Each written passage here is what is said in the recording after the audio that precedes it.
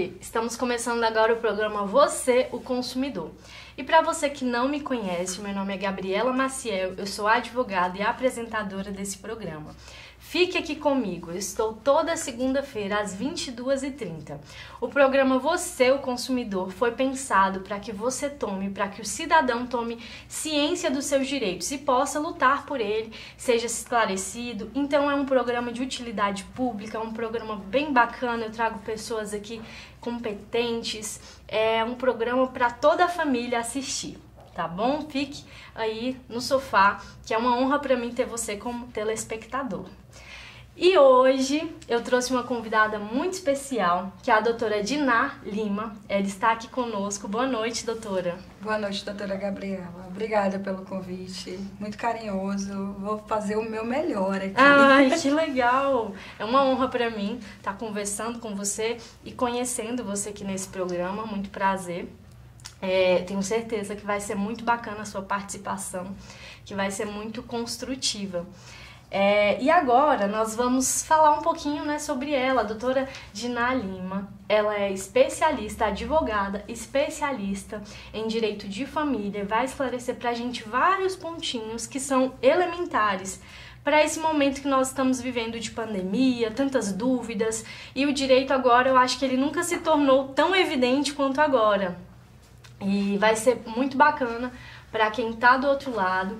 Como ela é especialista em direito de família, nós vamos tratar sobre um assunto muito interessante, que é o direito de família, pensão alimentícia. Não é isso, doutora? Sim.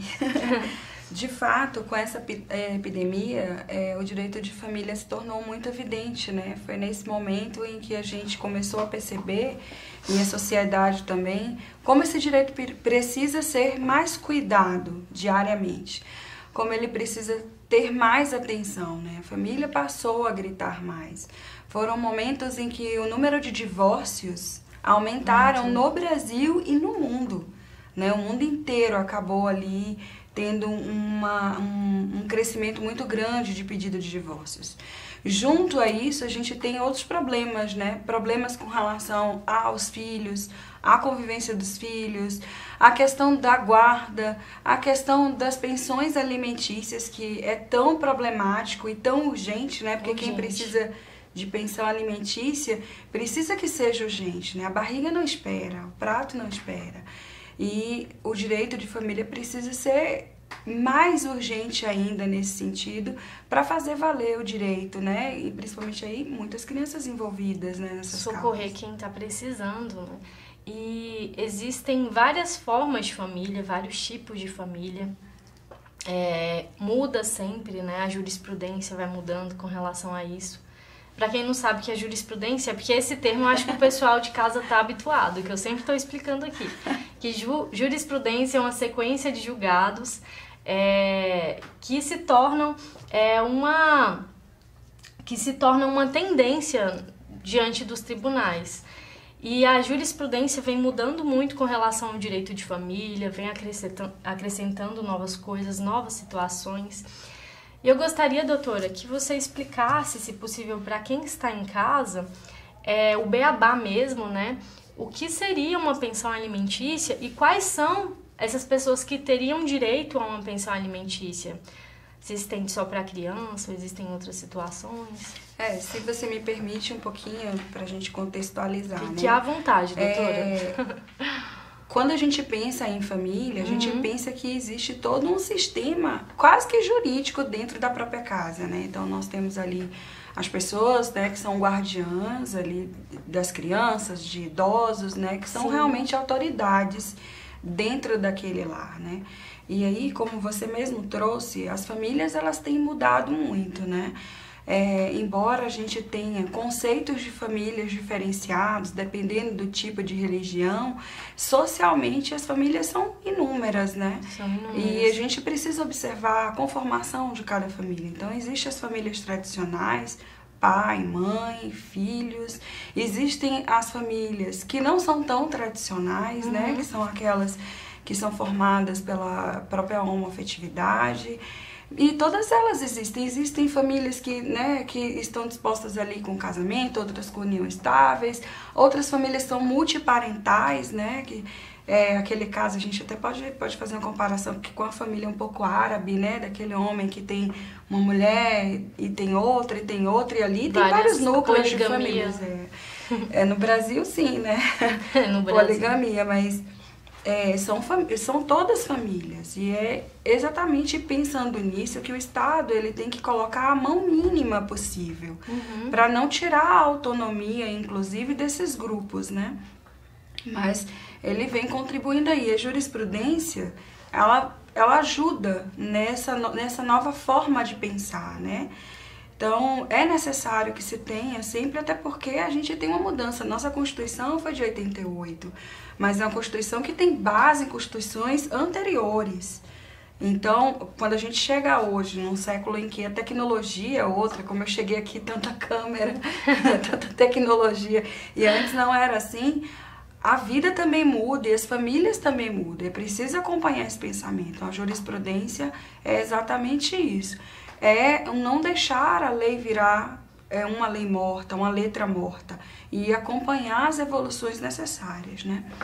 A pensão alimentícia, ela é destinada às pessoas que necessitam. A gente sempre fala, dentro do direito de família, de um binômio, né? Necessidade e possibilidade. Você sempre tem que observar e olhar quem precisa e quem tem necessidade. Qual é a necessidade dessa pessoa, né? Do que ela precisa? Se a gente for olhar aqui uma criança, do que ela necessita?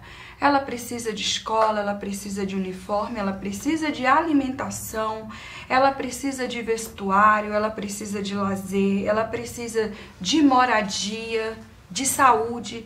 Então, apesar de ter esse nome, pensão alimentícia, ela não se destina apenas a alimentos. Ao alimento. Ela se destina a toda uma conformação de sobrevivência que uma pessoa precisa, né? E eu coloquei aqui a criança porque aqui os pedidos são muito maiores para crianças, né? Mas ex-mulheres, ex-maridos, pais, filhos, enfim, a gente vai falar sobre essa dinâmica. Aos pouquinhos vamos nos debruçando. Aos pouquinhos. E a possibilidade é olhada daquele que paga. Então, suponhamos, eu tenho um filho que necessita, né, dentro do meu cálculo das necessidades que ele tem, de 5 mil reais de pensão. Mas eu tenho um pai que só ganha 3 mil. Então, a gente precisa equilibrar isso. Por isso que não é só um binômio, é um trinômio, né? Porque a gente precisa fazer a proporcionalidade entre a necessidade e a possibilidade para a gente chegar no meio termo. Necessitar, nós necessitamos de tudo, né? Sim. Você precisa de um telefone, mas se você puder, você não compra um iPhone, um telefone de uma geração melhor, óbvio. Vai ter pessoas que essa necessidade é real. Porque a possibilidade daquele que pode pagar comporta ali um telefone desse porte. Isso é puramente exemplificativo. Outros também têm necessidade de um telefone, mas não vai ser, né, um telefone de alta tecnologia, um pouco menos. Então, isso é que faz a pensão alimentícia. Esse é o grande equilíbrio da balança da justiça para atender a pensão alimentícia. Ela só é justa se ela tiver ali no fiel da balança a necessidade e a possibilidade se equilibrando. Quem paga pensão alimentícia é aquele que pode pagar. Quem é? Pais, né? Os filhos podem pedir para os pais podem pedir para os filhos, isso é recíproco, obviamente. Os pais só podem pedir para os filhos se eles forem maiores, né? Civilmente capazes. Os filhos, os netos podem pedir para os avós, e veja, você tá vendo aí a dinâmica, né? E os ex-cônjuges ou ex-companheiros, eles podem pedir entre si também. Também podem. Essa responsabilidade. Nos casos de união estável, isso? Isso, nos casos de união estável. Nos casos até em que não exista união estável, né? Exista, na verdade, que quando a gente fala de união estável, a gente fala da documentação, né? De você tornar um documento válido da existência desse vínculo. Sim. Mas existe a união estável de fato. Aliás, doutora, é até um tema... É um tema muito interessante, doutora, porque nesse momento de pandemia, muitas pessoas têm falecido, têm morrido. pessoas que tinham companheiros e às vezes esse companheiro ou companheira faleceu. E eles ficam ali sem ter como comprovar a união estável. Então, hoje nós temos mecanismos mais sofisticados, como, por exemplo, mecanismos, na verdade, mais simplificados, né? Que é a escritura pública, né? De reconhecimento de união estável, que pode ser feito em cartório, que serve, em algumas ocasiões, para você caracterizar a união estável, e muita gente não sabe. Existe também a ação de comprovação da união estável pós-mortem, né, para casos como Sim. esses. E dentro da legislação previdenciária, se não me falhar a memória, artigo 22 do Decreto 3.048 traz uma listagem de documentos, é uma grande listagem de documentos, parágrafo 3º, né, de quais são esses documentos que podem ser utilizados para a comprovação da união estável. Por que eu trago o decreto 3.048, que é especificamente da Previdência Social, né? Porque exatamente por conta dessa questão da pensão por morte. E aí a gente tem uma diferença do que é pensão alimentícia e do que é pensão por morte. A pensão por morte, ela tem uma característica específica, ditada por lei. Não que a alimentícia não tenha, também tem. Mas como a gente trata do direito de família, a gente precisa ter um olhar mais abrangente com relação a tudo isso. Aí a gente vai utilizar a jurisprudência em cada caso. Já no direito de previdenciário não é bem assim, já é taxativo. Quem é que pode? São os dependentes. Primeiro que a pessoa tem que ser segurada, se for do INSS ou qualquer outro instituto de previdência. Então o que é segurado? É aquela pessoa que trabalhava, aquela pessoa que pagava aquele instituto. Sim.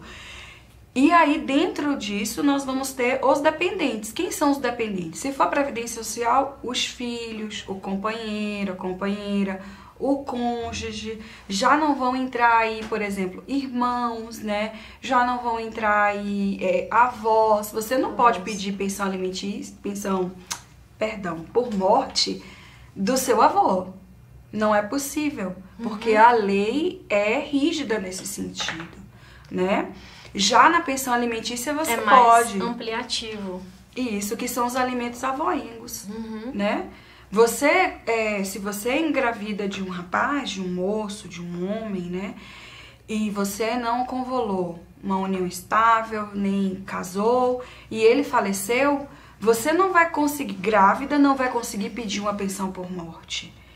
Você até pode, vai ser um caso inusitado, novo, né? A gente vai ter que parar nos tribunais aí para discutir. Uma jurisprudência vai ter que ser exarada com relação a isso. Mas seu filho, quando nascer, sim. Mas você grávida, não. Mas você grávida pode pedir alimentos gravídicos.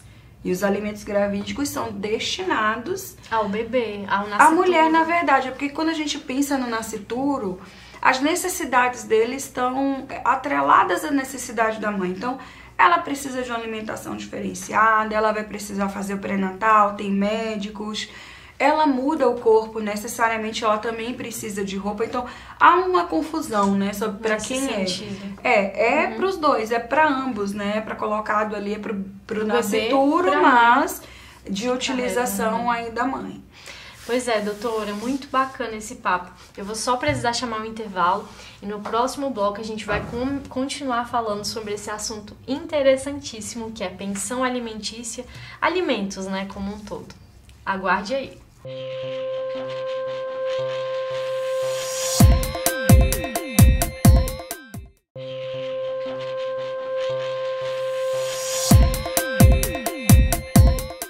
Voltamos do nosso intervalo e a gente vai continuar conversando aqui.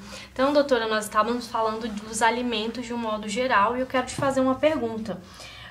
A pensão por morte, ela também se encaixa como um alimento, assim, de modo geral, lato sensu? Não. Não se encaixa? Não se encaixa. Pensão por morte é um outro instituto, porque quando a gente fala de pensões, existem muitas, né? Então, quando a gente fala de pensão, não se encaixa, por mais que sirva para alimentos, né, de modo geral, não é classificado como alimentos. Não, por conta da própria natureza, né? A gente vai ter que observar qual é a natureza desses alimentos. Por exemplo, existem os alimentos compensatórios, que é para quando é aquela mulher que ela se separou do marido, Sim. mulher ou homem, tá?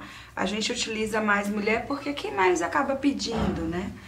Então a mulher se separou do homem. Ela tomava conta da casa, cuidava dos filhos, mas ela ainda está em idade apta, né, para ser recepcionada pelo mercado de trabalho. Sim. Enquanto isso, durante esse período, ela pode pedir os alimentos ali compensatórios, que é o quê? Um período de tempo, né, determinado aí, geralmente de 2 a 5 anos, em que ela recebe esses alimentos para que ela se reestruture novamente e volte para o mercado de trabalho.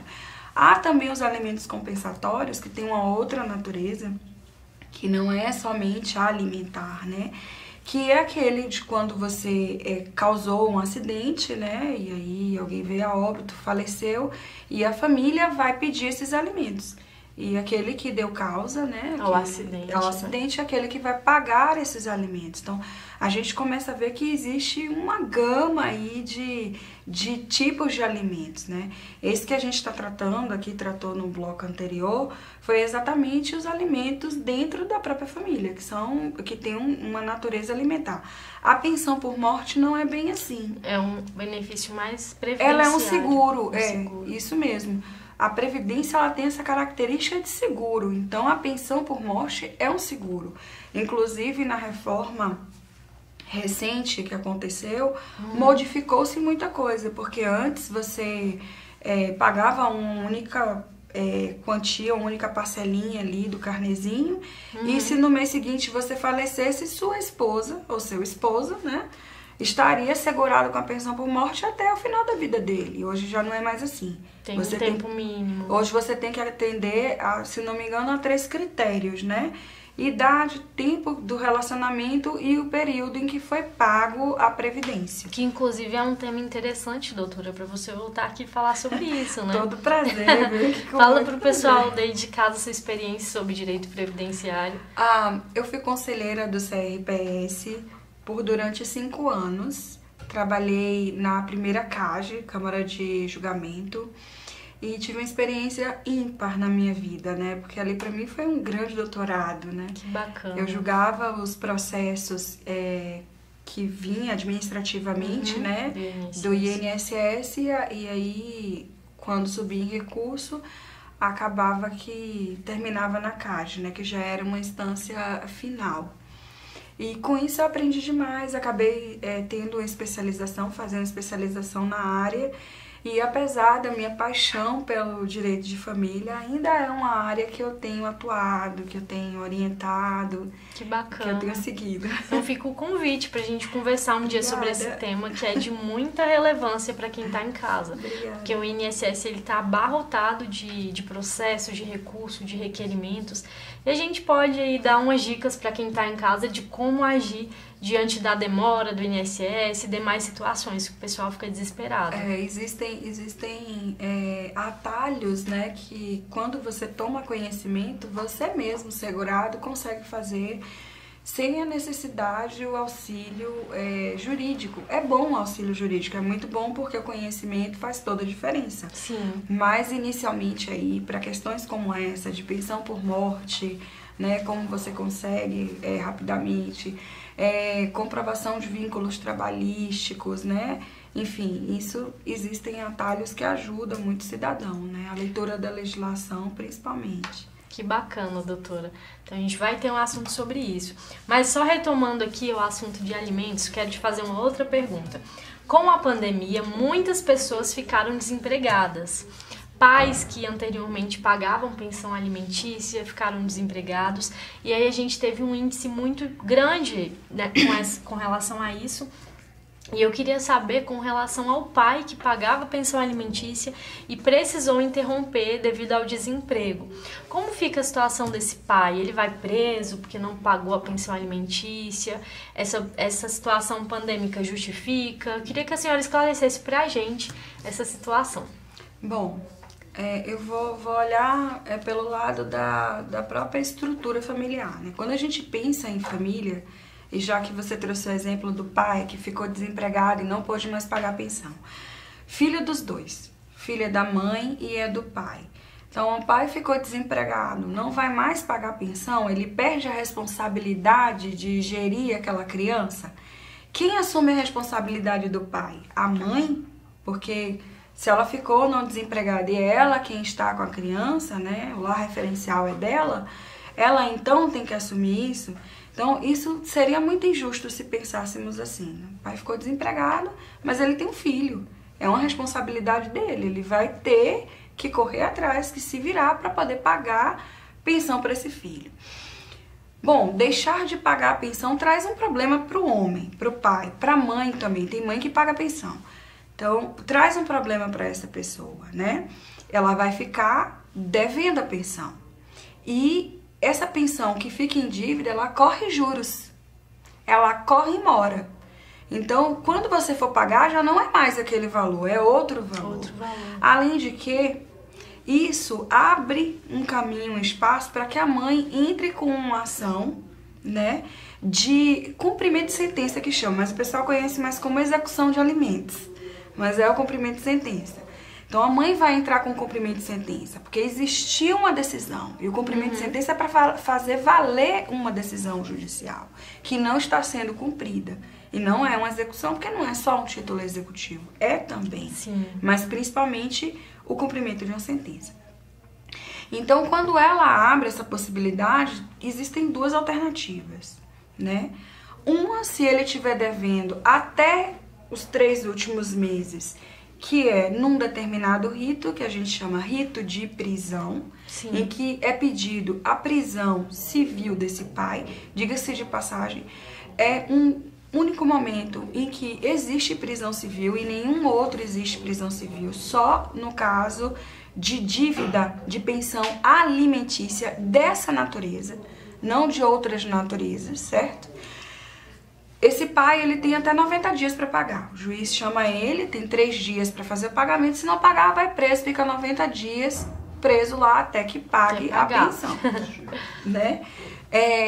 Pode ser renovado? Não, não pode ser renovado. É uma única vez. É uma única vez. Ou então ela pode seguir um outro rito, inclusive para aqueles valores que ultrapassaram os 3 últimos meses, né? Que a gente chama de rito da penhora. Que é o quê? É penhorar tudo que ele tiver. Bens, poupança. E aí eu gosto de falar que é o momento de fazer a devassa na vida dessa pessoa. Porque muitas vezes a pessoa não paga a pensão, não é porque não pode, é porque acha que é muito, acha que é injusto, acha que é demais e passa a esconder alguns bens. Então, se ele tem um carro, vende-se o carro e vai se conseguir ali o valor da pensão. Se tem uma moto, vende-se a moto. Se tem um outro patrimônio, faz-se isso aí, né? Então, esses são os 2 caminhos tomados para aquele, né, que necessita, como a gente havia falado antes, da pensão e não está recebendo, e o espaço que aquele outro abre também para receber esse tipo de ação e quais são os riscos que essa pessoa corre. Tá, mas ok, fiquei desempregado realmente, não estou escondendo bens, o que é necessário fazer? Eu vou dar um grandíssimo conselho a você. Se você não pode pagar sua pensão, você precisa entrar com uma ação de revisão de pensão urgente, antes que você fique devedor. Quando você faz uma ação de revisão... Explicando pro juiz tudo certinho, que ficou desempregado, toda a situação. A ação de revisão de pensão serve para as 2 coisas. Serve para pedir para aumentar a pensão, para aquela mãe que, né, que a necessidade é muita e a possibilidade da época era pouca, mas depois esse homem ou essa mulher, ele arruma um emprego melhor, ganha melhor e a pensão não foi corrigida, né? Às vezes a pensão é colocada em salários mínimos e não em percentuais, né? Sim. Então, quando acontece isso, é necessário fazer uma revisão da pensão para majorar, como a gente fala, para aumentar. Quando a possibilidade ela cai, às vezes você tem um padrão e você cai esse padrão, que foi o caso aí da pandemia, muita gente caiu o padrão. É necessário fazer a revisão para minorar, para diminuir. E quando você faz isso, é honesto da sua parte. Porque você não fica ali em dívida, joga a responsabilidade para outra pessoa que também é sua, porque filho é dos 2, né? É do o casal. filho é do casal. Com certeza. Os 2 têm obrigação. Então, se a gente for colocar a comida no prato, há todo um processo para se ter a comida no prato. Há quem compra o feijão e quem cozinha o feijão. Então tudo é trabalho, né? Sim. Então tudo tem um trabalho. Então é preciso dividir de forma igual esse feijão com arroz que vai para o prato. E de forma igual significa todo o trabalho que está envolvido. Então, filhos são dos dois. Se você não tem condição, você precisa fazer isso. Mas muita gente não fez. E muita gente começou a ir preso e o Covid assolou. Sim. E agora? Para onde é que vai? Como é que faz? E aí o judiciário suspendeu as prisões civis e os homens passaram a dever pensão porque não iam mais pagar, homens e mulheres, né? Não iam mais pagar pensão porque também não ia preso e só restava então aí o rito da penhora para se conseguir. Mas o CNJ, né, exarou uma resolução em que você tem outros meios de constranger. O que é constranger? Você ter outras formas criativas de fazer com que ele pague. Uma delas é a suspensão da CNH, né? Eu já vi casos, inclusive, porque você pode pedir qualquer outra coisa. Que é uma decisão recente dos tribunais, essa É, questão mas da isso já CNH. existia, né? Na verdade, isso só vem Reforçar, porque a impressão que eu tenho é que às vezes se esquece que existe, né? Então, proibição da internet em casa, né? Penhora de parte do salário, inclusive dos cônjuges ali que existem, né? Então, não é possível que alguém não possa pagar pensão, mas tenha uma TV a cabo em casa, que desfrute de uma internet de não sei quantos megas, né? Que continue passeando com o seu carro importado, existem né? outros mecanismos de... Então, esses mecanismos são utilizados para que não ocorra a prisão civil, que não estaria mais, né? Ele era preso antes ali na delegacia, não é mais, ele fica preso em casa, realmente. Casos que é necessário, inclusive, colocar a tornozeleira. Então, fica preso em casa e também proibido de outras formas. E aí, o rito da penhora é o que tem que ser mais utilizado mesmo. Que bacana, doutora. Estamos chegando ao fim dessa entrevista. Eu acho que pena, porque passou tão rápido aqui essa conversa. Muito bom interagir, conversar um pouco sobre isso. E eu quero agradecer a sua participação aqui no programa. Foi muito enriquecedor, foi muito bom recebê-la aqui. Eu que agradeço pelo convite. Sempre que me convidar, eu venho. Vou convidar muitas vezes, Gosto pode deixar. muito de falar sobre os dois temas, pra mim é delicioso. Obrigada, foi eu espero ótimo. ter ajudado todo mundo. Eu tenho certeza, foi uma aula aqui, tenho certeza que foi uma aula também para quem está em casa.